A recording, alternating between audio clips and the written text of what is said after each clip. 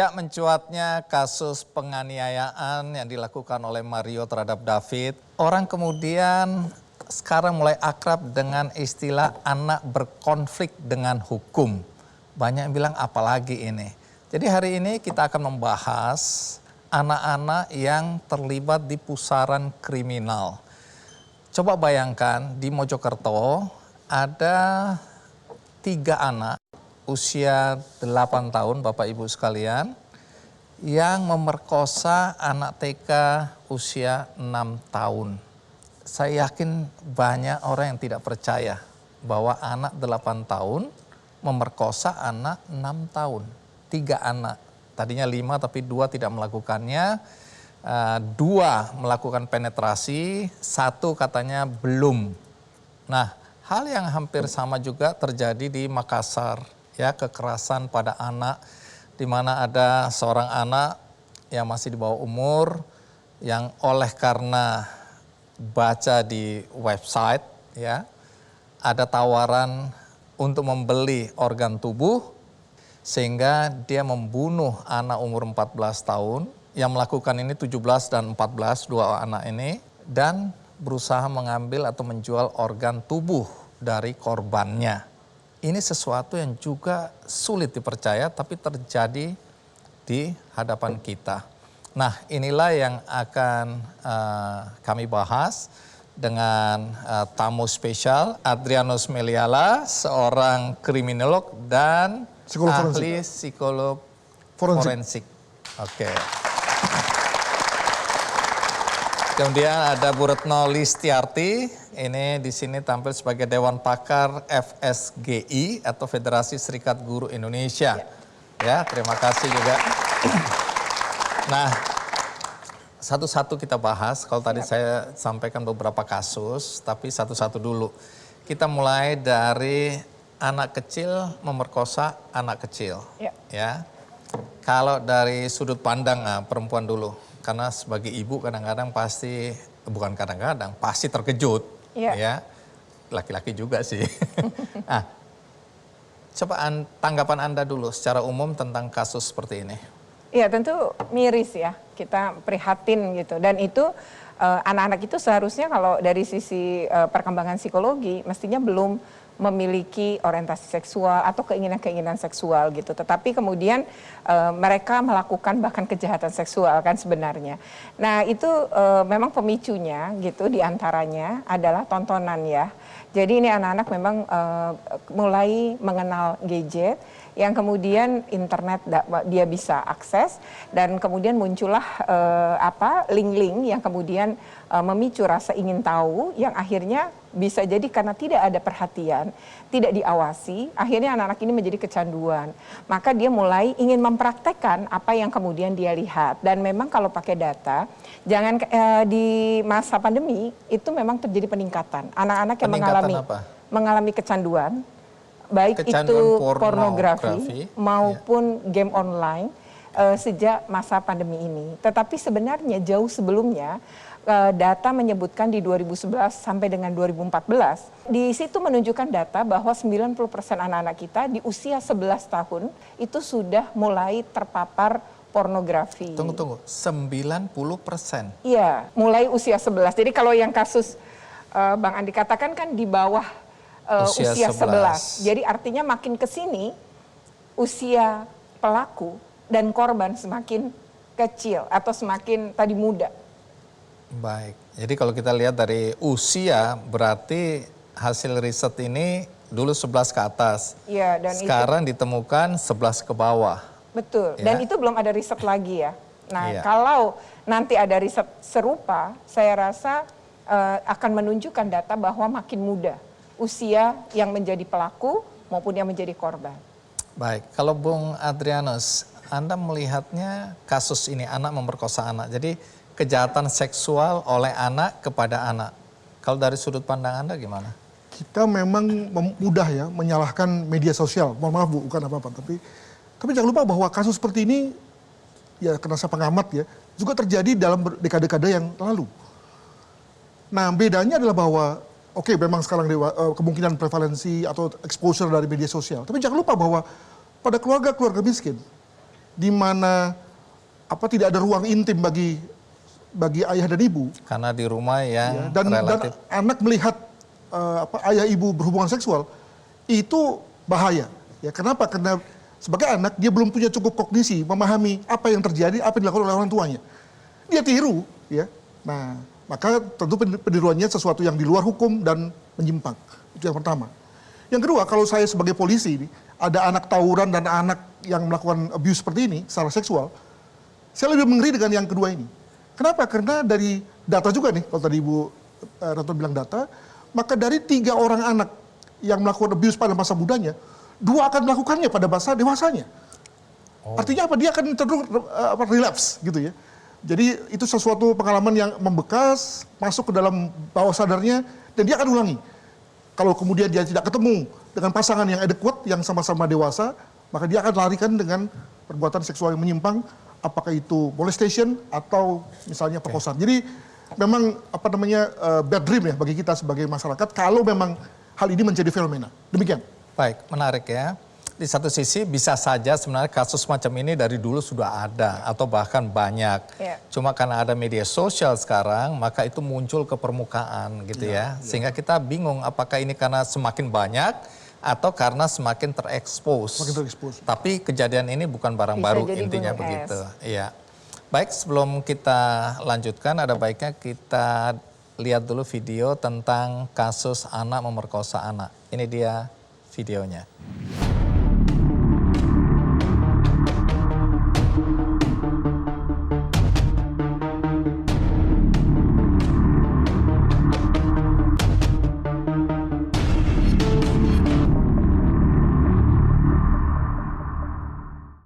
Saya itu dari anak yang menjadi korban pemerkosaan oleh 3 orang anak di Mojokerto.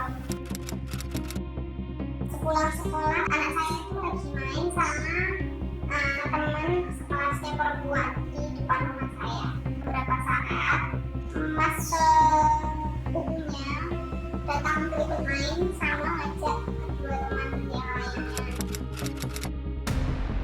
Pas jam 1, dia pulang dengan pakaian kotor dan rambut acak-acakan. Bu, kamu tanya si A kemarin diapain sama mas sepupunya? Ditanyakan sama ibu, kamu kemarin diapain sama mas? Bener tadi gini? Iya bu, belum, kamu kok mau? Iya, dipaksa soalnya. Habis itu ibu langsung menemui ketiga orang tua pelaku. Orang tuanya menyangka enggak mungkin anakku melakukan hal itu. Saya ke Polres Mojokerto. Saya membuat laporan biar anak saya bisa divisum. Ternyata kita tidak diterima sebagai LP. Kita cuma diterima sebagai pengaduan karena pelaku masih di umum.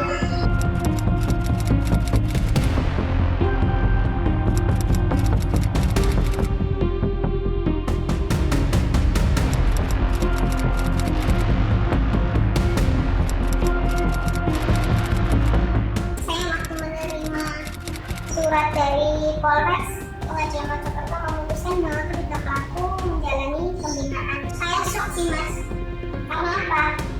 Katanya ada sidang di pengadilan, tapi memang saya tunggu selama 2 bulan lebih, nggak ada sidang sama sekali, nggak ada perkembangan ini harus gimana. Nggak, kalau tiba-tiba ada surat putusan, saya kecewa mas. Perjuangan saya, perjuangan sakit hati saya dan anak saya, mental anak saya cuma dibayar dengan rehab.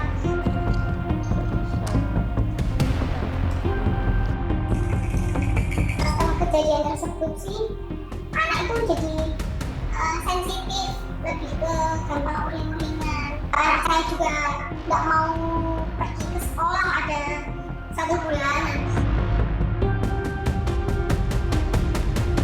Saya tertekan mental kalau di rumah. Ya karena banyak orang yang ngomong, kenapa sih masalah sepele aja dibesar-besarkan? Percuma kamu susah-susah melaporkan ke polisi. Anak-anak kecil kok nggak bisa dipenjara, nggak ada hukumannya. Jadi saya nggak mau walaupun dengan berat hati untuk pindah dari rumah ini. ya saya harus melakukannya. Semoga kejadian anak saya ini dijadikan pelajaran untuk semua orang tua, lebih mengawasi anaknya, lebih mendidik anaknya. Saya juga meminta untuk pemerintah memperhatikan undang-undang untuk anak di bawah 8 tahun, karena berapapun umur anak yang melakukan kejahatan itu tetap pelaku kejahatan.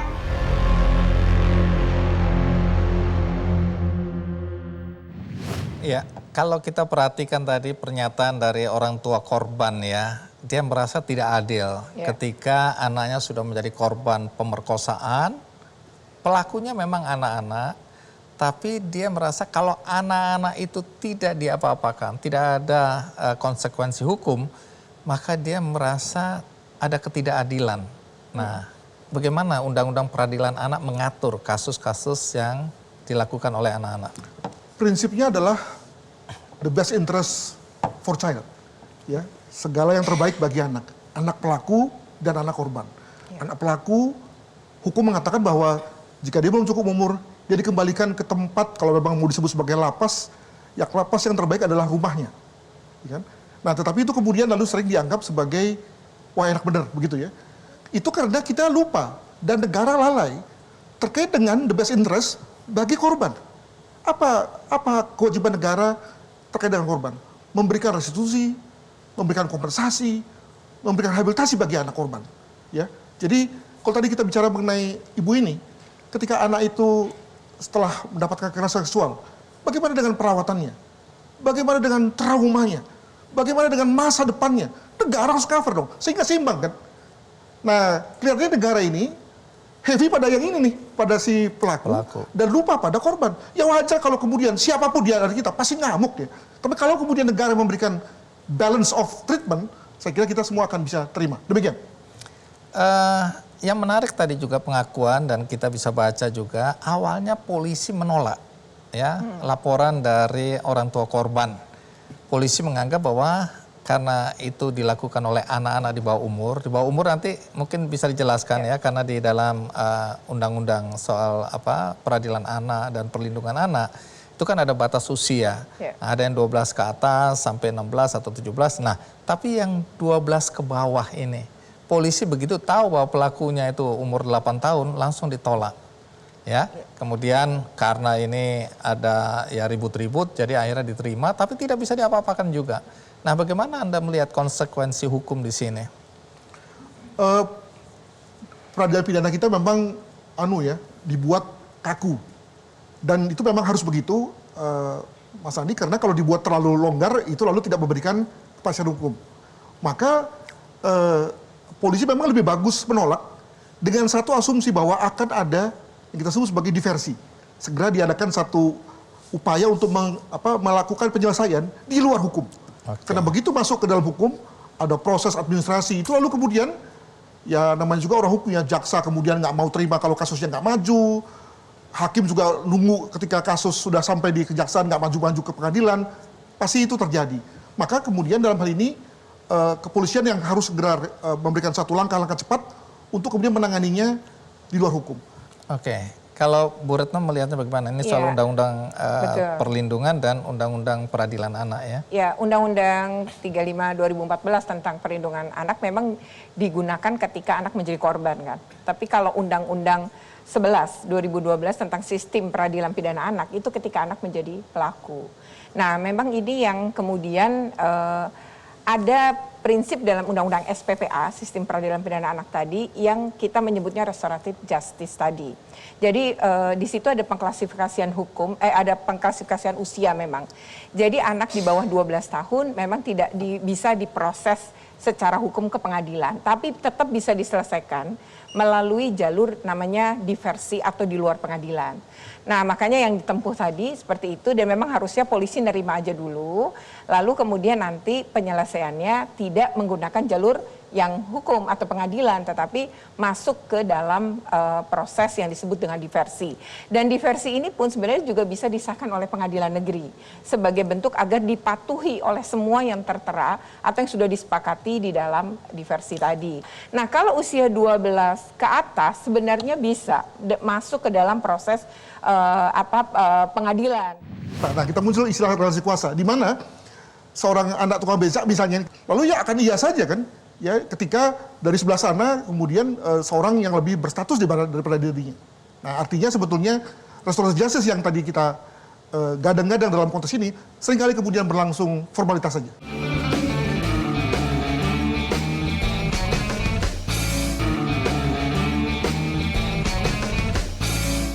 Bung Adrianus, kalau mungkin Anda punya referensi, pembanding, atau pengetahuan tentang apa yang terjadi kalau di luar Indonesia terhadap anak-anak yang melakukan tindak kriminalitas di bawah usia 12 tahun. Konsekuensi hukum apa yang dijatuhkan kepada anak-anak seperti itu kalau Anda punya pengalaman atau pengetahuan soal jadi itu? ketika saya fellow di Selandia Baru, sama seperti ini, ada 2 orang anak yang sudah dikuasai oleh alkohol, lalu berantem gitu ya. Lalu dikumpulkan, tetapi menariknya adalah bahwa di negara-negara barat, ya kita ambil contoh negara tetangga kita lah gitu ya. Jarak sosial itu sempit. Ya. Sementara di Indonesia itu seringkali kita bertemu dengan pelaku dan korban yang luar biasa jarak sosialnya. Strata ini ekonominya, Statusnya. status Sehingga sosialnya. kemudian kita seringkali tidak bisa korek, disiplin, fokus pada ini kerja anak yang melanggar hukum loh, begitu ya. Yang kemudian sering terjadi adalah bapaknya siapa? Anaknya siapa? Bapak anaknya siapa? Dan kalau sudah begitu, wah udah Bapak lihat tuh, ya sudah spill over kemana-mana, sehingga kita tidak fokus lagi pada kasusnya. Ya kalau kita sebut saja misalnya kasus MDS misalnya, sebetulnya kan kita sebenarnya sebagai masyarakat sudah tidak disiplin kan. Kenapa? Karena sudah lalu mengaitkan ini anak siapa, ya, dan kemudian lalu sudah teralih pada tadi kekayaan bapaknya gitu ya. Nah, jadi Indonesia dikenal sebagai negara yang diskrepansi sosialnya luar biasa. Ya. Nah, maka ketika tadi kumpul-kumpul tadi, Bu, normatifnya sih oke. Teorinya sih oke kita kumpul-kumpul, tapi begitu misalnya anak tukang becak ya dengan anak dosen misalnya gitu ya. Wah, saya kira susah untuk berkomunikasi secara baik karena pasti ada relasi kuasa. Nah, kita muncul istilah relasi kuasa di mana seorang anak tukang becak misalnya, kita ambil contoh saja yang ekstrim, lalu ya akan iya saja kan. Ya, ketika dari sebelah sana kemudian seorang yang lebih berstatus daripada dirinya. Nah, artinya sebetulnya restoratif justice yang tadi kita gadang-gadang dalam konteks ini seringkali kemudian berlangsung formalitas saja, begitu. Tapi sebenarnya kalau saya mau nambahkan untuk silakan. banyak kasus betul relasi tadi ketidaksamaan ya dalam status ada, tapi kan di situ tidak cuma mereka yang hadir, tapi misalnya ada KPAD, ada pihak-pihak lain yang memberi pandangan dan ikut dalam memberikan uruk rembuk. Jadi sebenarnya si ibu korban tidak sendirian dan kami juga misalnya kan pandangan kita tadi semuanya demi kepentingan terbaik bagi anak. Jadi anak siapapun dia sih sebenarnya dalam proses itu kalau melibatkan banyak pihak bisa. Nah, saya contohkan misalnya untuk kasus yang di satu daerah ya. Jadi dia ini polisi ini di Tasikmalaya ya saya sebutkan dan anaknya sudah meninggal gitu dan diduga bahwa ada pembulian di sana yang kemudian dinyatakan dia meninggal. Tetapi kemudian ini gimana kalau udah meninggal kemudian bagaimananya? Tapi polisinya itu bagus banget di pihak Polres mereka meminta supaya masyarakat ikut bertanggung jawab terhadap ini. Jadi kedepannya bahkan keluarga ini kemudian rumahnya yang tidak layak itu akhirnya dibantu. Jadi bagaimana saling menyumbang. Iya, jadi kebetulan nih keluarga dari keluarga memang tidak berpunya dan punya 2 anak lagi dan memang nampak sekali bahwa ini juga kekurangan gizinya ada. Nah, akhirnya rumah yang tidak layak itu pun tidak punya jamban dan lain. Itu masyarakat kemudian membantu. Jadi terjadi pemulihan. Pemulihan jadi keluarga korban pun akhirnya mencoba memaafkan semua ketika seluruh desa itu juga ikut membantu. Saya pikir ya itu memang mendidik masyarakat kita tidak mudah ya, tapi ada contoh-contoh baik. Menarik ya, warga masyarakat bersepakat untuk membantu. Tapi dalam kasus anak yang menjadi korban tadi TK ya. Di Mojokerto, sebaliknya Jadi warga masyarakat merasa bahwa orang tua yang tidak terima anaknya diperkosa ini itu mencemarkan nama baik warga sehingga dia diusir, kira-kira begitu, ditekan. Tapi sebelum sampai ke nanti kita akan bicarakan bagaimana kemudian mediasi anak yang melakukan tindak kejahatan yang mengakibatkan jatuhnya korban. Saya tertarik dengan catatan dari Bung Adrianus Meliala ya mengenai relasi kuasa. Karena saya sampai hari ini masih kepikiran ada anak seorang musisi nabrak orang sampai meninggal. Kemudian orang tuanya datang mediasi, nanti dia akan menanggung lah biaya dari adik-adik atau saudara-saudara dari anak yang ditabrak ini. Kemudian belakangan kan muncul pernyataan dari orang tua, itu hanya awal-awal aja janji-janji itu, tapi tidak dipenuhi. Ya, nah saya menganggap, jadi kalau, ini Bung Adrianus Meliala ya, jadi kalau ada anak ya relatif di bawah umur waktu itu bawa mobil ya, tidak dihukum, kemudian melakukan tindakan apapun itu namanya, kalau pelanggaran hukum ya karena dia mengemudi di bawah umur ya, kemudian mengakibatkan kelalaian, mengakibatkan kematian. Tapi bagaimana dengan istilah damai? Ada, karena di Bogor setelah anak itu membacok itu orang tuanya datang ke rumahnya minta maaf.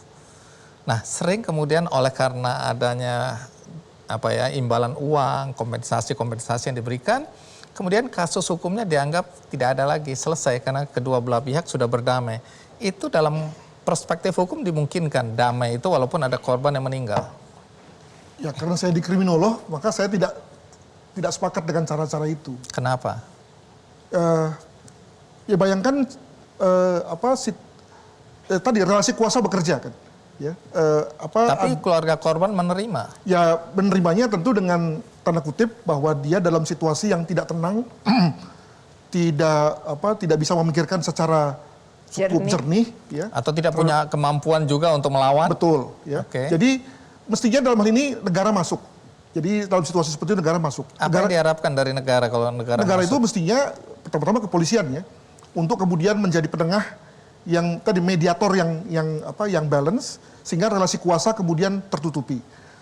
Permasalahannya adalah bahwa kemudian ketika bicara mengenai negara CQ kepolisian, maka seringkali kemudian lalu polisi siapa yang masuk, ya, pangkatnya apa, ya, seringkali kita kemudian diganggu juga dengan masalah seperti itu. Harusnya kita sebagai masyarakat tidak peduli pangkatnya apapun, ketika dia polisi maka kemudian dia adalah living law, hukum yang hidup begitu ya. Iya. Nah di satu pihak kita harusnya berekspektasi seperti itu, tapi juga di pihak lain ketika polisi yang datang misalnya hanya brigadir, maka kemudian lalu dia tadi kalah lagi dengan pihak yang tadi mengajak damai di mana posisinya lebih tinggi tadi. Maka harus kemudian lalu perwiranya datang dan seterusnya. Nah, jadi dalam hal ini memang sayang sekali ya kita bicara mengenai power struggle juga nih. Ya. Ketika bicara mengenai damai tersebut sehingga sekarang ini banyak sindiran misalnya damai itu materai 10.000 loh gitu ya. Begitu dikasih materai 10.000 maka segala hal yang harusnya berakhir di penjara lalu kemudian bisa selesai. Betul sekali bahwa memang kita semua harusnya berusaha untuk tidak ke penjara. Karena penjara berkali-kali terbukti bukan sebagai tempat yang membuat orang baik tapi malah menjadi sekolah kejahatan. Ya, dan apalagi kalau kita kaitkan dengan di mana lapas kita sudah kepenuhan, hanya bisa menampung secara fisik saja, tidak bisa mengadakan pembinaan dan seterusnya, maka sebaiknya memang begitu. Nah, tetapi nampaknya mekanisme diversi itu belum cukup matang di masyarakat. Alhasil kemudian tadi lebih banyak orang menyebutnya sebagai sinis tuh, Mas. Terima kasih. Oke, jadi ada pihak tetap yang dirugikan dengan istilah diversi ini ya, penyelesaian di luar hukum. Tapi karena itu diatur ya oleh Undang-Undang Peradilan Anak dan juga Perlindungan Anak, jadi mau tidak mau ya itu salah satu atau mungkin satu-satunya jalan yang bisa ditempuh ya. Lepas dari di belakang kemudian yang dimaksud dengan diversi itu adalah kompensasi seperti yang diceritakan Bu Retno. Tapi juga jangan lupa kalau misalnya ada kualitas tertentu pada kejahatannya, misalnya sudah menimbulkan luka serius, bahkan mati, ya RJ nggak bisa jalan lagi. Dia harus sudah terus bablas dengan peradilan pidana anak, ya, di mana anak kemudian lalu diperiksa, di kepolisian, kejaksaan, tapi dengan cara berbeda, dan kemudian sampai di pengadilan juga dengan cara berbeda. Sorry, sampai Anda... kemudian juga di LPKA yang juga pada dasarnya adalah penjara anak yang sudah dibuat suatu modifikasi. Begitu. Nanti kita akan masuk ke situ ya, karena ada juga anak di atas 12 tahun yang bisa masuk di dalam lembaga pemasyarakatan khusus anak tadi ya, LPKA. Kalau kita berbicara ke KUHP ya, itu kan lebih kepada pembuktiannya harus korban ya Pak Adrianus. Itu yang kemudian juga menjadi hambatan. Jadi bagaimana korban, ya apalagi korban anak, disuruh membuktikan bahwa telah terjadi kekerasan seksual terhadap dirinya.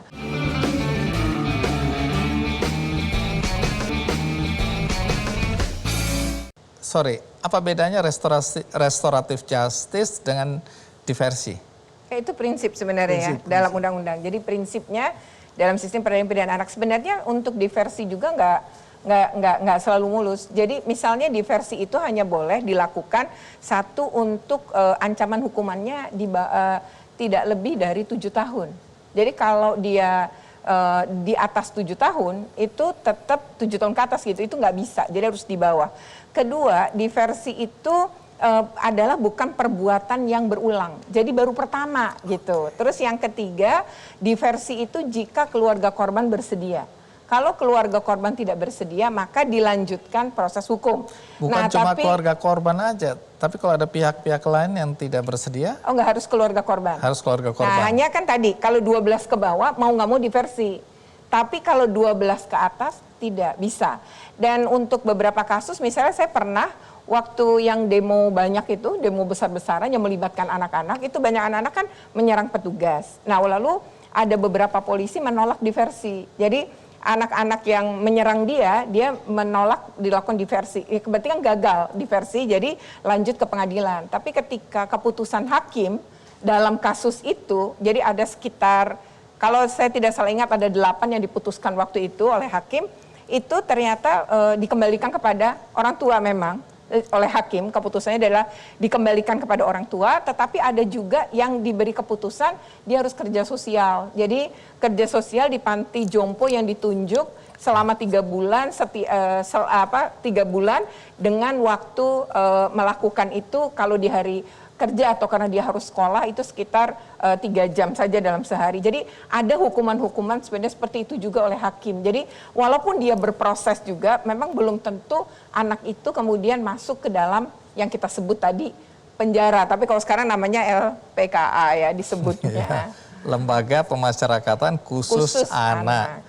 Nah itu harusnya positif. Nanti kita akan bahas karena tadi kan saya sempat bilang bahwa ternyata ada pelaku ya curanmor yang ternyata setelah ditangkap ya dia lagi. Nah, bagaimana residivis, bagaimana lapas ini berperan untuk membuat anak menjadi lebih baik. Oke, tapi kita sedikit lagi saya mau tahu ya. Kasus perkosaan sering tidak muncul ke permukaan ya. Keluarga-keluarga yang tidak melaporkan ya anaknya diperkosa. Karena sekarang kita lihat begitu ibunya melaporkan dan kemudian tidak terima dengan upaya mediasi maupun diversi tadi, yang terjadi di blow up dan menimbulkan kemarahan masyarakat terhadap keluarga korban. Sehingga orang bilang, wah kalau gitu lain kali aku nggak mau, kalau misalnya terjadi pada diriku aku tidak mau laporkan atau publikasikan karena double menderita. Gitu lah. Bagaimana Anda melihat kasus-kasus perkosaan terutama anak-anak yang tidak dilaporkan seperti itu? Udah jatuh ketimpa tangga gitu jatuh ya. ketimpa tangga. Memang untuk kasus-kasus kekerasan seksual ya. Kalau kasus-kasus kayak perundungan atau kekerasan fisik gitu ya, itu umumnya terjadi pelaporan kepada kepolisian. Tetapi kalau kekerasan seksual betul. Dan itu sebenarnya udah lama ya. Jadi gunung es betul karena apa? Karena sebenarnya kalau kita berbicara ke KUHP ya, itu kan lebih kepada pembuktiannya harus korban ya Pak Adrianus. Itu yang kemudian juga menjadi hambatan. Jadi bagaimana korban, ya apalagi korban anak, disuruh membuktikan bahwa telah terjadi kekerasan seksual terhadap dirinya. Misalnya gini, apakah ada saksi? Ya kalau ada saksi nggak jadi dong pelaku ngelakuin. Lalu misalnya apakah ada rekaman? Ya itu namanya bikin film porno dong. Kan jadi nggak mungkin ya. Nah oleh karena itu ini kan sesuatu terus korban suruh membuktikan. Maka biasanya keluarga lebih memilih satu. Banyak keluarga juga menganggap aib. Jadi kalau nanti ngelapor ini menjadi aib bagi keluarga. Dan ini sebenarnya bahaya gitu, harusnya nggak boleh. Karena kita jadi tidak menolong anak ini untuk sembuh. Nah ini bisa traumanya panjang banget. Kedua adalah saya melihat tadi korban dikorbankan lagi tadi juga ketika harus lapor polisi. Dia repot untuk pembuktian ini. Nah tak berdaya. Lalu visum. Banyak daerah yang visumnya masih disuruh bayar sendiri. Jadi udah jadi korban, visumnya juga bayar. Ya kalau dari keluarga mampu, kalau enggak. Kalau bagi saya dengan lahirnya undang-undang TPKS ini memberi pencerahan. Apa itu TPKS? Ya apa undang-undang tindak pidana kekerasan seksual yang baru saja disahkan dan itu sebenarnya berlaku di situ disebutkan selambat-lambatnya sebenarnya adalah paling lama disebutkan 6 bulan dan kita berharap sebenarnya ini udah 6 bulan ya, hanya memang PP-nya belum jadi. Nah, tetapi di situ bagusnya adalah bagi para korban kekerasan seksual itu pernyataan korban itu sudah bukti, alat bukti. Lalu nanti ditambah dengan visum kan. Nah, berarti itu jadi bisa 2 alat bukti. Dengan demikian maka polisi bisa melanjutkan. Nah, lalu polisi juga punya tugas untuk membuktikan itu juga. Jadi tidak dibebankan kembali kepada korban. Saya pikir ini harus kita percepat memang ya agar tadi kasus-kasus kekerasan seksual ini tidak bungkam atau memilih lebih baik diam. Dan ini menurut saya tidak membuat efek jera pada pelaku dan akan memunculkan korban jauh lebih banyak lagi. Baik, Bung Adrianus. Menariknya kalau kita lihat video tadi ya, ibu dari korban itu tetap merasa bahwa harus ada ya proses hukum. Entah melalui peradilan atau apapun juga dia bilang ini ada perasaan tidak adil ya, tidak mewakili penderitaan anaknya maupun ibunya. Nah, kemudian kalau kita lihat kan proses terakhir dari kasus ini itu kan setelah ada diversi, maka ini saya baca supaya nggak salah, maka pelaku 3 anak ini itu dihukum atau diputuskan ya menjalani pembinaan di Lembaga Penyelenggara Kesejahteraan Sosial atau LPKS selama 6 bulan. Ya. Nanti Bu Retno kasih tahu biasanya di LPKS itu apa pembinaannya. Okay. Tapi kabarnya sampai hari ini itu belum dilaksanakan. Nah, kalau sampai di sini kalau tidak dilaksanakan konsekuensinya apa? Bisa aja kan bilang Allah sudahlah itu kan basa-basi aja. Iya saya mau. Tapi nggak ada kekuatan untuk mengeksekusi keputusan itu. Dalam hal ini ya tadi ya kita bicara mengenai harusnya proses peradilan pidana anak itu cepat, singkat dan amat pro anak. Tapi juga jangan lupa bahwa belum semua fase-fase peradilan pidana kita itu seperti itu ya. Jadi kalau harusnya begitu hakim ketok palu maka kemudian eksekusi bisa dilakukan. Tapi dalam hal ini jaksa belum tentu punya pendapat seperti itu karena dia juga bisa banding juga begitu ya. Nah mungkin dalam hal ini ada hal yang tidak diceritakan oleh ibu itu, mengapa kemudian lalu si tersangka tidak dieksekusi segera untuk masuk kepada LPKS. Ya, saya berpendapat bahwa kalau misalnya sudah kita pakai bahasa inkrah ya berkekuatan hukum tetap, maka mestinya si 3 orang anak ini kemudian langsung bisa dibawa ke sana untuk kemudian menjalani pembinaannya, begitu. Pembinaan itu biasanya apa? Isi pembinaannya di LPKS. Oh ya. LPKS itu apa sih bentuknya itu? Itu sebenarnya jadi itu biasa di bawah Kementerian Sosial atau Dinas Sosial dan itu di sana itu ada seperti tempat tinggal ya sebenarnya ya rumah ya kemudian pendamping makan dan lain-lain semua di sana dan biasanya itu akan ada psikolog, tetap juga ada proses upaya untuk memulihkan. Jadi si pelaku pun mendapatkan korban hak sebenarnya hak untuk direhab juga sebenarnya di dalam proses undang-undang kita juga gitu. Jadi nanti anak ini juga termasuk dalam tanda kutip dikurung ya, nggak pulang ke rumah. Iya, tapi di sana tuh kayak di rumah aja. Jadi dia misalnya beraktivitas bermain, makan, mandi, tapi tidak pulang biasa. Ke rumah, tidak boleh pulang ke rumah. Tapi tidak pulang ke rumah dan orang tua hanya boleh membesuk pada waktu-waktu tertentu. Biasanya sih sebulan pertama nggak boleh ditengok dulu agar anak ini terbentuk kebiasaan sehingga proses pemulihan atau proses pembinaannya tadi bisa lebih berjalan. Nah, biasanya sih diajarin mulai dari makan, ayo ngambil makan sendiri, sesederhana itu sebenarnya. Habis itu ayo cuci sendiri, tugas kamu adalah beresin tempat tidur kamu, habis itu mandi, kamu tugasnya hari ini adalah menyapu, ya kalau kamu bantuin ini, itu sebenarnya dididik begitu. Tapi kalau dia memang harus sekolah, di sana juga ada proses, misalnya gini, sekolahnya ngasih PJJ, maksudnya pembelajaran jarak jauh, ngasih tugas, nanti akan ada jam dia mengerjakan tugas juga gitu loh. Jadi sebenarnya nggak diputus juga hak atas pendidikannya. Kalau memang orang tuanya butuh, ya apa bisa ngelihat. Tapi misalnya melalui, kan sekarang teknologi bisa ya, lewat CCTV dan gampang gitu, tapi tidak bisa bertemu dulu gitu. Jadi bahwa anak ibu baik-baik aja gitu. Jadi anak-anak pelaku kekerasan umumnya adalah anak-anak yang juga mengalami kekerasan. Artinya dia juga korban.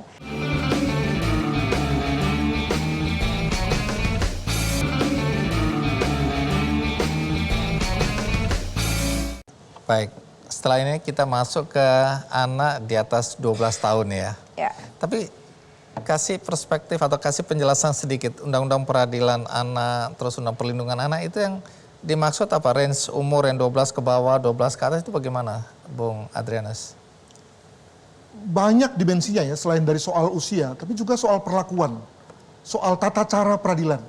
Jadi sebagai contoh, kalau kepada kita sebagai orang dewasa itu jaksa, penasihat hukum, hakim itu memakai toga, maka untuk anak-anak, kepada anak-anak kemudian diberi konteks biasa, seperti hanya di rumah. Dan hakimnya satu. Tempatnya casual, sehingga tidak mengesankan sebagai sedang dia di sidang gitu ya. Nah, artinya sebetulnya negara cukup total sih dalam rangka melakukan rejim pidana anak ini gitu ya. Di Makassar ada kasus yang menarik juga ya, menarik perhatian pasti Bapak Ibu juga dan penonton di rumah. Ada anak muda usia 17 tahun, nanti dijelaskan 17 itu udah masuk dewasa atau masih dibilang kanak-kanak atau anak. Kemudian ada temannya juga 14 tahun. Mereka itu terpengaruh karena ada penawaran di website kalau ada yang membutuhkan organ tubuh manusia dan itu harganya $80.000 atau 1 miliar lah kurang lebih 1,2 gitu ya. Nah, anak-anak ini tertarik. Wah, kalau gitu bisa dapat duit dong sebanyak itu. Nah, kalau cari organ tubuh manusia bagaimana caranya? Cara paling gampang, paling pendek yang mereka pikirkan ya bunuh orang, ambil organ tubuhnya. Walaupun dalam prakteknya kemudian mereka bingung bagaimana, di mana posisi organ tubuh itu dan seterusnya dan seterusnya. Jadi di satu sisi geli tapi di lain sisi miris ya. Kita melihat bagaimana anak-anak menyederhanakan persoalan itu, nyawa jadi nggak penting lagi karena ketika saya nggak tahu apakah tekanan ekonomi, situasi bagaimana pendidikan orang tua atau lingkungan sehingga mereka bisa sesadis itu. Sebelum itu kita simak dulu tayangan berikut ini.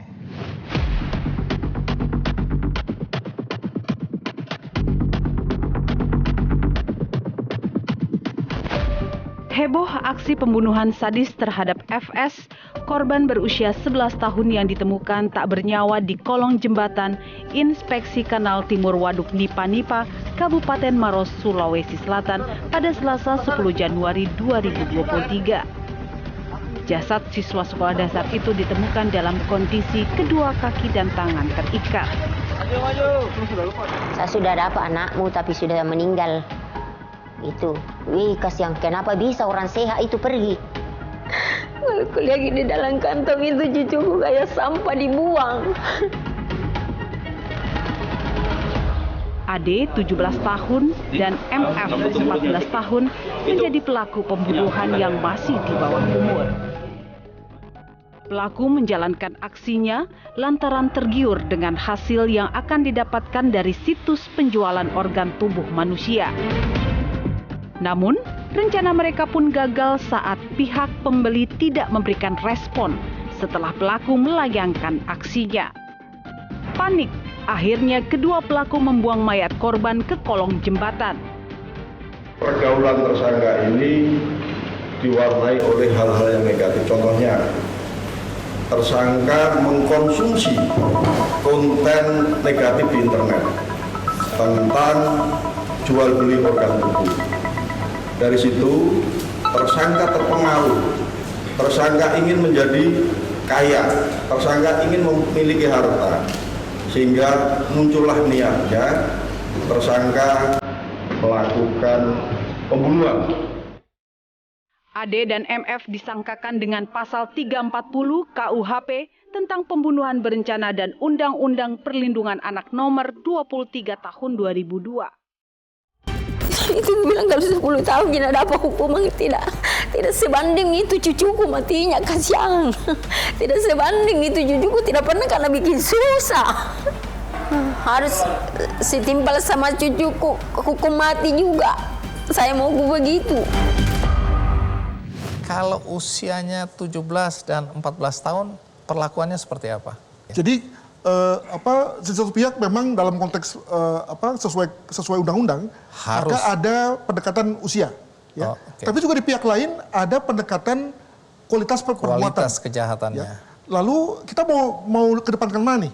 Iya. Kalau kita bicara mengenai konteks usia 17 tahunnya, maka tentu sepanjang dia belum sampai pada hari lahirnya, maka dia akan dianggap sebagai anak. Tapi kalau dilihat dari kualitas perbuatannya, ini sudah dewasa. Nah untuk itu maka dalam konteks peradilan pidana anak, maka seyogianya ini yang dipikirkan nih, dipertimbangkan. Kan dari tadi kita nggak percaya sebenarnya anak-anak seusia itu sudah sanggup seperti yang dikatakan Bung Adrianus, bahwa level kejahatannya atau perbuatannya, kualitas perbuatannya itu sampai sebegitunya. Nah, boleh jelaskan sedikit faktor apa saja selama ini membuat anak-anak bisa melakukan tindak kekerasan, ya, apakah kekerasan seksual, bahkan perbuatan-perbuatan kriminal yang tidak bisa kita bayangkan dilakukan anak-anak di bawah umur. Ya kalau bicara faktor, sebenarnya faktornya pasti tidak tunggal ya. Jadi pertama ada faktor yang kita sebut dengan internal. Jadi internal itu lebih kepada diri anak dan juga dia diasuh atau dibesarkan. Jadi anak-anak pelaku kekerasan umumnya adalah anak-anak yang juga mengalami kekerasan. Artinya dia juga korban.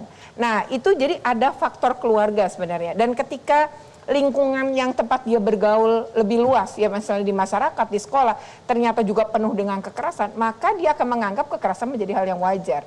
Jadi ada faktor internal, pasti ada faktor eksternalnya. Tadi ya, makanya kesalahan anak tidak berdiri sendiri, oleh karena itu, Undang-Undang SPPA ini atau Sistem Peradilan Pidana Anak, itu memang melihat konteksnya adalah anak itu pelaku, tapi dia juga sebagai korban. Mungkin pada saat ini saya ingin mengatakan bahwa ya kepada anak dia kebentuk begitu karena kita gitu, karena orang tuanya juga dan lingkungan dia dibesarkan. Jadi itulah kenapa dia juga jadi korban, bukan pelaku. Jadi dia nggak akan melakukan semua itu kalau dia dididik juga dengan cara yang benar dan penuh kasih sayang. Hukum memberikan leniensi ya, atau perlunakan kepada anak yang melakukan kejahatan yang walaupun kualitasnya sama dengan kualitas dewasa, setengah. Ya. Jadi dia apa? Hukumannya separuh dari hukuman orang dewasa, begitu? Ya.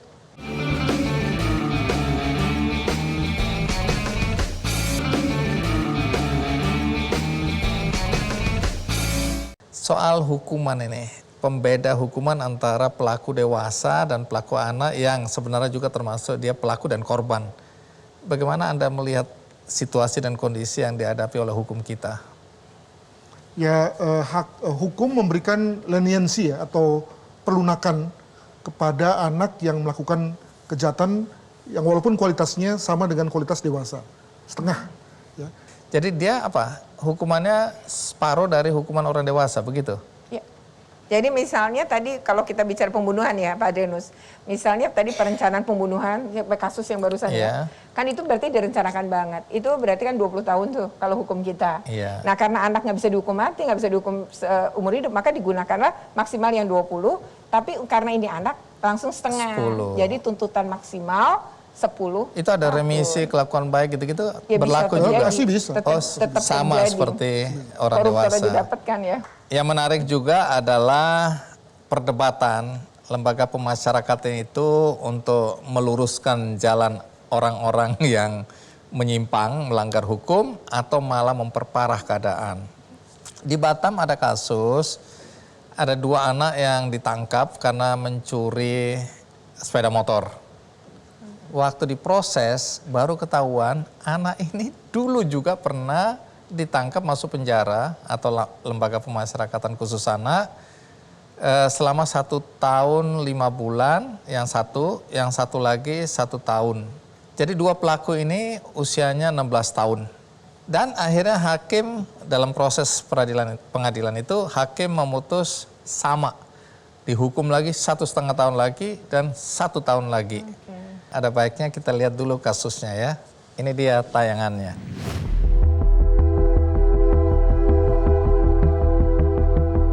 Dua orang anak di bawah umur berinisial AJP dan MIN diringkus unit reskrim Polsek CI Beduk Batam. Kedua anak yang berumur 16 tahun ini melakukan pencurian motor di homestay Cafe Rexvin Village pada Senin 26 September 2022. Pemilik motor pun kaget saat kembali ke parkiran dan tidak menemukan motornya dan langsung membuat laporan kehilangan motor. Polisi berhasil mengamankan pelaku AJP bersama barang bukti. Selang beberapa hari, polisi pun meringkus MIN di tempat persembunyiannya yang berada di wilayah Pasar Panglong, Batu Besar. Setelah melakukan pendalaman kasus, terkuak bahwa kedua pelaku merupakan residivis kasus yang sama. Jadi sebelum perkara ini mereka memang sudah ada perkara yang sama sebelumnya. Kalau mempelajari berkasnya, faktor ekonomi sih kalau saya lihat apa yang melatar belakang mereka. Satu, mereka ini sebenarnya bergaul dengan teman-teman dari komunitas yang sama, yang sering melakukan hal-hal seperti tersebut, dan yang berikut, mereka bagaimana bisa mendapatkan uang dalam waktu yang cepat, ya, secara instan.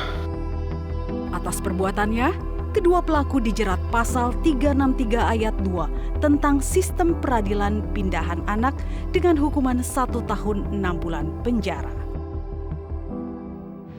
Nah, sekarang kita bicara bukan pada hukumannya dulu, tapi pada apakah lembaga pemasyarakatan ini tidak mampu untuk membuat anak-anak menyadari kesalahannya, atau ada faktor lain yang membuat anak-anak ini tidak bisa kembali menjadi masyarakat yang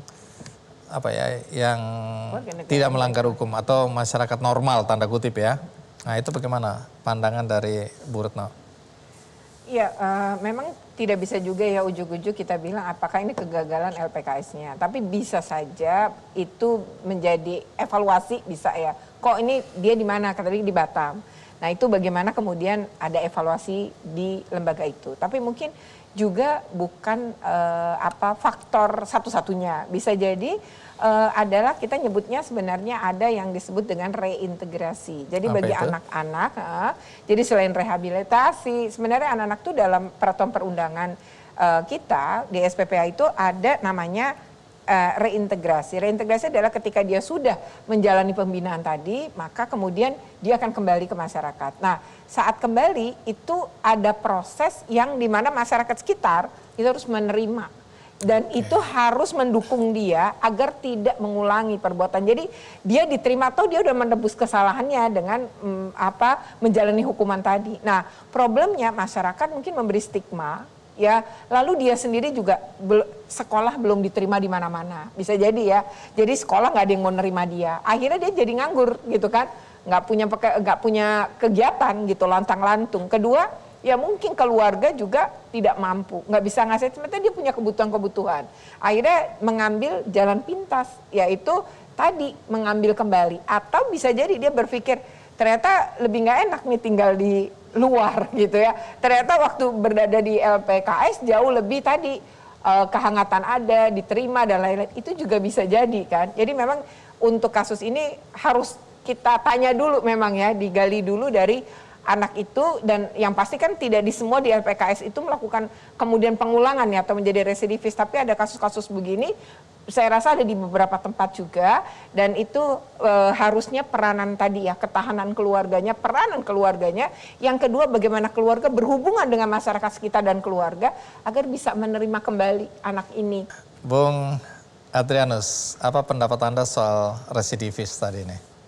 Ya, jadi kalau lapas dewasa ya Mas Andi ya, memang negara hanya mampu menyekap saja, ya, menyekap yang bersangkutan, tapi tidak mampu memberikan pembinaan yang berarti, karena selain anggaran terbatas, juga jumlah narapidana terlalu banyak, melebihi kapasitas juga.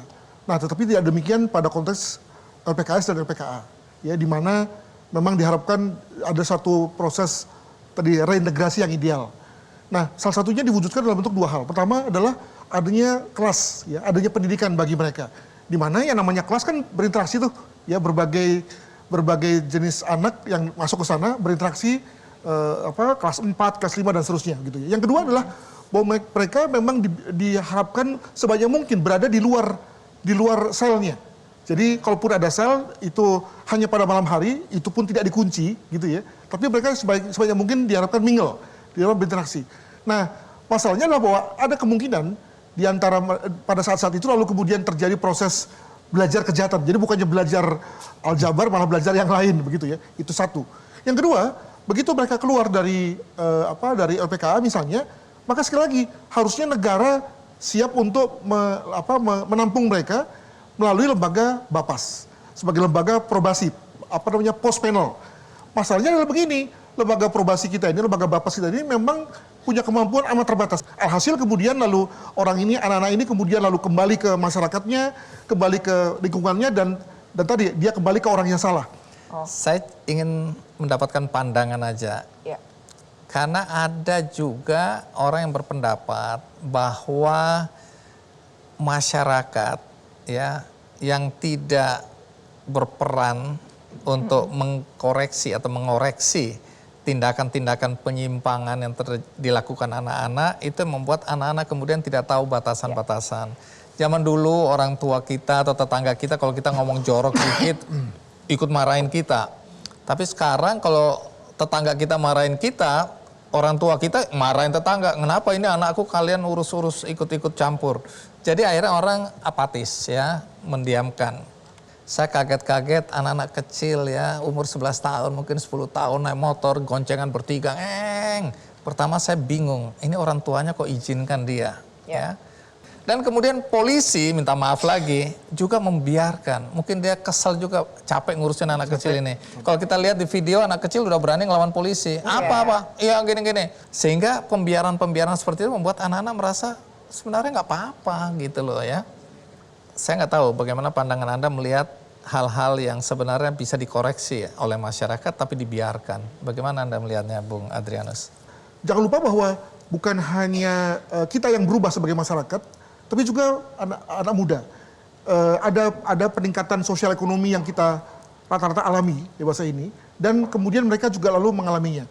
Bayangkan kalau Anda punya uang, apa yang kemudian pertama kali Anda berikan adalah membayar DP motor, gitu kan? Nah, kenapa? Untuk nyenengi, gitu ya. Dulu saya hanya jalan kaki, naik sepeda, masa anak juga mengalami situasi seperti itu.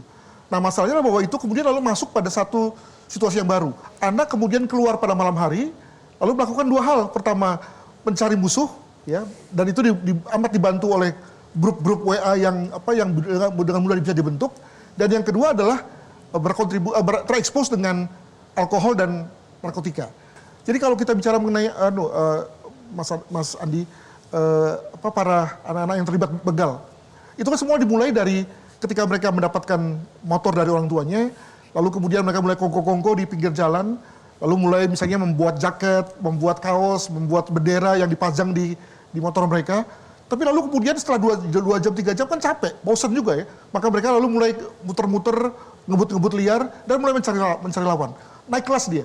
Nah, begitu sudah mencari lawan, maka karena ternyata lawannya lebih jago, maka mereka melengkapi diri dengan dengan celurit yang panjangnya melebihi dari tubuh mereka. Ya. Memang ke depan ada kejar-kejaran di antara pertumbuhan ekonomi, perubahan sosial dan perilaku anak-anak, terutama dalam konteks kenakalannya. Begitu. Kalau dalam pandangan Bu Retno? Saya rasa memang harusnya ada kontrol seperti itu ya. Tapi ya memang di atas segalanya itu memang role model ya. Role model itu. Jadi sebenarnya kan anak ini dibesarkan kan sesuai zamannya harusnya ya. Nah, eranya itu memang sudah berubah. Tapi mungkin pendekatan kita sebagai orang tua kepada anak-anak kita ternyata nggak berubah gitu. Jadi ini yang kemudian ada gap yang tidak mempertemukan antara orang tua dengan cara pandang anak. Akibatnya orang tua ini bukan teman bagi anak, nggak enjoy sama orang tua gitu, nggak asik gitu. Nah, lalu mereka punya keasikan pada circle-nya mereka, dan anak seusia ini dia itu lebih nurutin teman loh sebenarnya secara psikologi. Emang ada masanya begitu dibanding ngedengerin kita. Lalu kita nganggap dia udah nggak mau dengerin kita, ngelawan kita. Bukan, kita kemudian mewujudkan diri menjadi teman, mencoba memahami dia. Tapi memang diantara kita mungkin dengan kesibukan kita gitu ya dan lain-lain, kita nggak deket sama anak gitu. Jadi menurut saya yang harus dibanyakin kan ini, bagaimana orang tua membangun konsep diri anak yang positif. Jadi dia itu harus diajarin, kita harus bantu temuin apa potensi diri dia.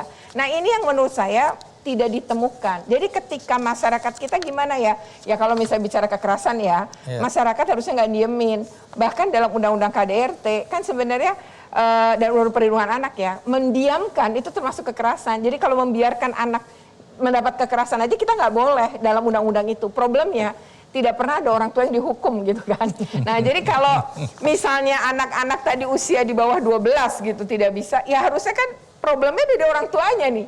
Lalu untuk mendorong bahwa terjadi perubahan, ya kan orang tuanya nih yang harus punya tanggung jawab. Itulah istilah mengembalikan ke orang tua itu sebenarnya hakim banyak keputusan gitu Bang Andi. Ini harusnya adalah dilihat sebagai bentuk, ya orang tua harus bertanggung jawab. Cuma tadi problemnya, ketika itu tidak ada perubahan, gak ada pengawasan juga, ya artinya anak ini akan ngulangin lagi kan. Ini anak ya, anak itu memang dia pelaku, tetapi dia adalah juga korban. Artinya korban pada proses pengasuhan di mana dia dibesarkan. Jadi itu juga hal yang tidak kalah penting harus kita pikirkan bahwa anak-anak ini adalah kontribusi orang dewasa juga di sekitar mereka.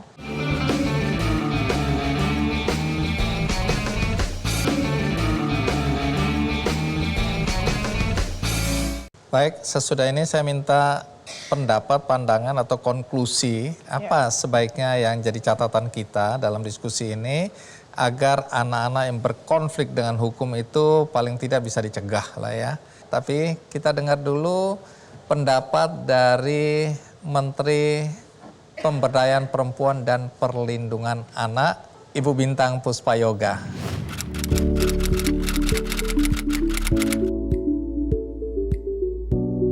Banyaknya kasus kekerasan yang dilakukan oleh anak di bawah umur, tentunya pemerintah sangat prihatin dan terus berupaya semaksimal mungkin untuk menanggulangi dan mencegah kasus kekerasan yang dilakukan oleh anak dengan berbagai cara. Kami di Kementerian Pemberdayaan Perempuan dan Perlindungan Anak melihat terkait dengan kekerasan yang dilakukan oleh anak di bawah umur terjadi karena adanya pergeseran budaya serta dampak teknologi yang memberikan pengaruh besar pada perilaku anak seperti beberapa kasus yang terungkap lewat media belakangan ini yang pelakunya merupakan anak di bawah umur. Demikian juga kekerasan khususnya yang dilakukan oleh anak merupakan akibat dari kesalahan orang tua atau wali, pengasuhan yang kurang tepat, demikian juga teman lingkungan yang tidak tepat, dan ini dibutuhkan pengawasan bersama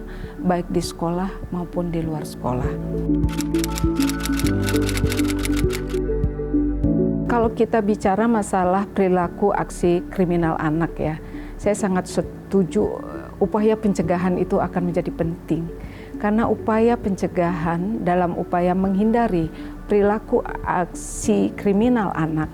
Nah, di sini dibutuhkan kehadiran semua stakeholder dari pusat hingga akar rumput. Lembaga masyarakat baik itu tokoh agama, tokoh adat, dan tokoh masyarakat hingga masyarakat terkecil yaitu keluarga memiliki peran penting untuk mencegah aksi kriminal pada anak.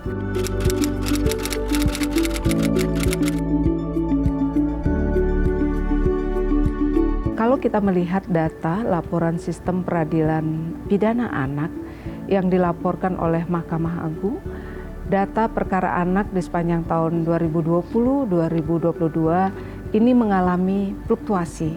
Kalau di pengadilan negeri pada tahun 2021, data perkara anak itu mencapai 4.496 perkara dan mengalami kenaikan pada tahun 2022 yaitu sebesar 4.565 perkara.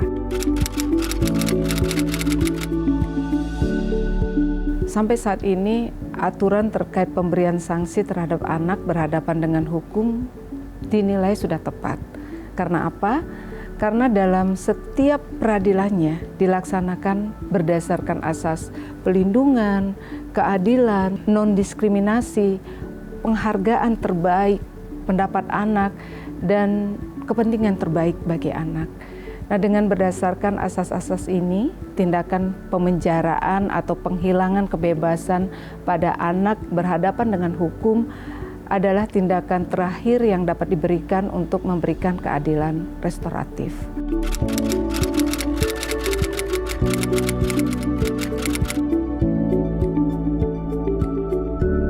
Semua anak dilindungi oleh undang-undang tanpa melihat suku, ras, agama, maupun golongan, termasuk anak yang berkonflik dengan hukum. Sejatinya tidak ada status tersangka ya pada anak. Kenapa demikian? Karena anak yang berkonflik dengan hukum adalah korban. Nah, salah satu bentuk perlindungan anak yang berkonflik dengan hukum oleh negara diwujudkan melalui sistem peradilan pidana anak. Tentu memiliki tujuan khusus bagi kepentingan masa depan anak dan masyarakat yang di dalamnya tergandung prinsip-prinsip keadilan restoratif yang mengedepankan aspek pemulihan bukan dengan pembalasan. Itu tadi pernyataan dari Menteri Pemberdayaan Perempuan dan Perlindungan Anak, Bu Bintang. Nah, sekarang saya minta pendapat, konklusi juga boleh, atau kesimpulan dari apa yang kita bicarakan. Bung Adrianus. Ada dua saja. Pertama adalah bahwa terhadap mereka-mereka yang kita sebut sebagai delinquent atau para pelaku kenakalan anak, itu kita harapkan betul tidak membesar, tidak makin banyak jumlahnya. Ya. Oke, terus yang kedua adalah bahwa kesiapan kita sebagai negara dalam rangka menerapkan rejim peradilan pidana anak ini harusnya dipercepat. Sebagai contoh tadi saya katakan bahwa belum semua pengadilan memiliki ruang sidang anak. Belum semua kantor polsek atau polres memiliki polwan yang sudah terlatih. Belum semua jaksa yang sudah sensitif pada anak. Jadi kita butuh aneka macam pelatihan, aneka macam manual, demikian juga berbagai macam infrastruktur agar kemudian peradilan yang model peradilan yang sudah kita sepakati ini kemudian terwujud. Alhasil kemudian tadi hakikat anak sebagai pelaku yang juga korban dan anak sebagai korban yang mendapat perlindungan dari negara itu kemudian terwujud. Nah, moga-moga ini kemudian dengan timeline ya yang dibuat ketat oleh pemerintah, maka moga-moga hal ini akan tercapai. Begitu. Baik, terima kasih. Kalau Bu Retno? Ya, pertama saya ingin masyarakat menyadari bahwa ini anak ya. Anak itu memang dia pelaku, tetapi dia adalah juga korban. Artinya korban pada proses pengasuhan di mana dia dibesarkan. Jadi itu juga hal yang tidak kalah penting harus kita pikirkan bahwa anak-anak ini adalah kontribusi orang dewasa juga di sekitar mereka.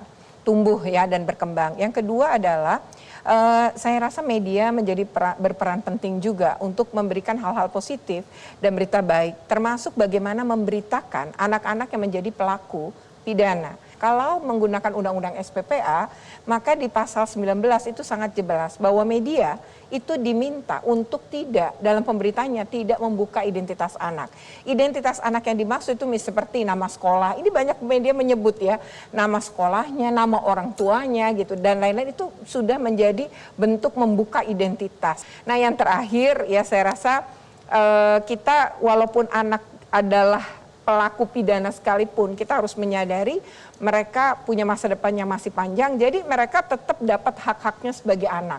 Nah pemenuhan hak-hak ini memang negara punya peran banget, mulai dari hak atas pendidikan, hak rehabilitasi psikologinya si anak, maupun hak lain dalam tumbuh kembang anak, sampai anak ini tidak berusia anak lagi. Nah itu yang menurut saya penting juga negara punya peran, sehingga kita semua bisa menurunkan tadi ya, angka atau ya tindak pidana yang dilakukan oleh anak. Mudah-mudahan pembicaraan ini menjadi panduan juga bagi banyak orang, apakah itu guru, orang tua, masyarakat ya, untuk memahami situasi dan kondisi ketika berhadapan dengan anak-anak yang berkonflik dengan hukum. Tapi sebelum kita akhiri, saya ingin membagi buku untuk siapapun yang menonton acara ini. Bukunya adalah Jadilah Orang Hebat. Ya, kalau Anda menginginkan buku ini, Anda bisa mendapatkannya dengan cara yang mudah, yaitu mengikuti kuis di Facebook, di Instagram, maupun di Twitter Kick Andy Show. Dan bagi Anda tadi yang menyaksikan episode kali ini dari tengah-tengah, tidak dari awal, juga jangan khawatir karena episode ini ditayang ulang di metrotvnews.com dan ada cuplikannya di channel YouTube Kick Andy Show. Dan bagi Anda yang terpanggil untuk berbuat baik, ada cara yang mudah, yaitu Anda tinggal klik benihbaik.com. Ada saudara kita ya namanya Ginanti Rinda Dewi. Dia ini adalah pendiri komunitas Rumah Pelangi Indonesia, sudah 8 tahun dia membantu anak-anak jalanan di area parkir terminal Lewi Panjang ya, untuk menciptakan tempat yang ramah bagi anak-anak yang selama ini mungkin mendapatkan kekerasan di jalanan. Nah, dia membutuhkan dukungan Anda untuk bisa membangun sebuah rumah singgah bagi anak-anak jalanan, anak-anak yang dikucilkan, anak-anak yang bermasalah. Mudah-mudahan Anda terketuk hatinya dan Anda bisa berdonasi untuk membantu Ginanti Rinda Dewi. Akhirnya semoga episode kali ini bermanfaat bagi kita semua. Sampai jumpa.